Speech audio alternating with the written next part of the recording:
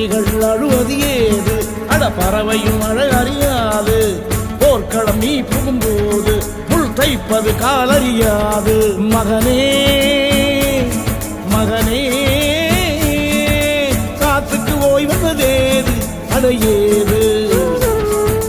கலைக்கொரு தோல்வி கிடையாது கிடையாது கிடையாது